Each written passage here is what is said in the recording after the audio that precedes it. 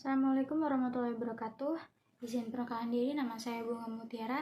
Saya dari jurusan Teknik Elektro, Fakultas Teknik dan Ilmu Komputer di Universitas Teknokrat Indonesia. Saya akan mempresentasikan materi tentang robotika. Kali ini saya akan membahas tentang manfaat-manfaat kita mempelajari tentang robotika. Robotika sendiri merupakan ilmu yang mempelajari tentang robot dan cara mereka berfungsi. Dalam presentasi ini, saya akan membahas tentang manfaat-manfaat penggunaan robotika dan bagaimana aplikasinya di kehidupan kita sehari-hari.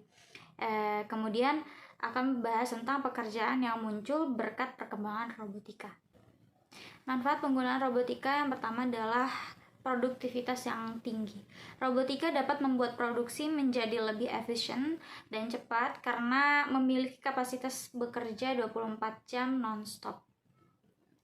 Kemudian yang kedua, mendukung kesehatan, yaitu konstruksi robot dapat digunakan pada penggantian organ tubuh sehingga meminimalisir resiko fatal bagi tubuh manusia. Ketiga, pelindung jiwa. Robot dapat mengeksekusi tugas berbahaya pada suatu daerah bencana serta beroperasi pada tempat di mana kondisi berbahaya bagi manusia.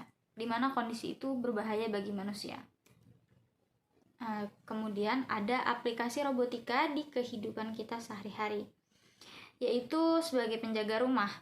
Robotika dapat digunakan sebagai penjaga rumah serta memantau aktivitas di dalam rumah. Dan yang kedua, sebagai asisten pribadi, di mana robotika dapat dijadikan asisten untuk membantu pekerjaan yang membosankan dan perlancar aktivitas manusia.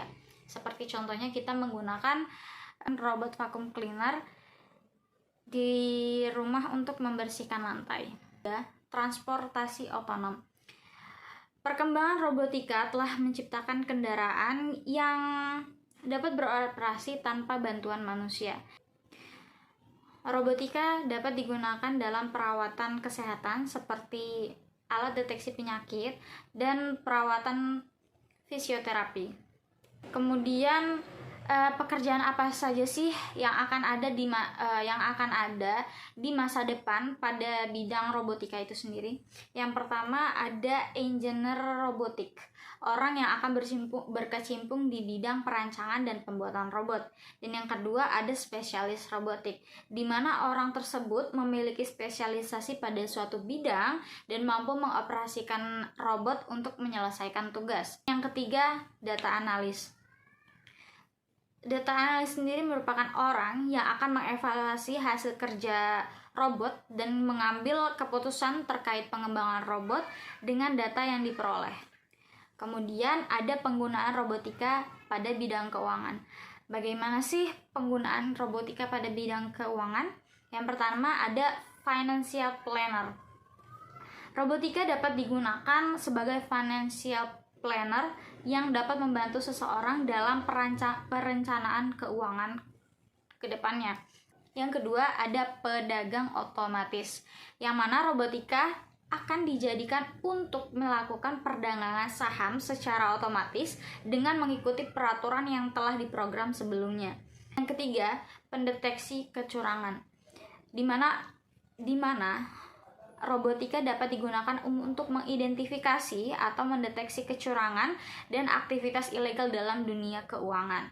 Kemudian, peran robotika pada bidang pendidikan. Yang pertama, pengajar robotika, yaitu guru pendamping robotika dalam pendidikan. Yang kedua, perancang kurikulum, di mana merespon perkembangan teknologi serta memperkenalkan pembelajaran tentang teknologi pada murid-murid yang ada di sekolah dasar maupun lanjutan. Yang ketiga, tim edukasi, di mana tim tersebut akan memperkenalkan robotika pada universitas, pengadilan, dan institusi pemerintah lainnya. Kemudian, peran robotika pada bidang pelayanan kesehatan. Peran robotika pada bidang pelayanan kesehatan, yang pertama, robot asisten cerebral palsy, yang mana robot tersebut membantu anak dengan cerebral palsy menjalankan tugas sesuai kemampuannya. Yang kedua, robotic exoskeletons, yang mana robot ini menjadi penunjang yang membantu para pasien dengan penyakit fisik seperti stroke, sklerosis, Parkinson, dan sejenisnya.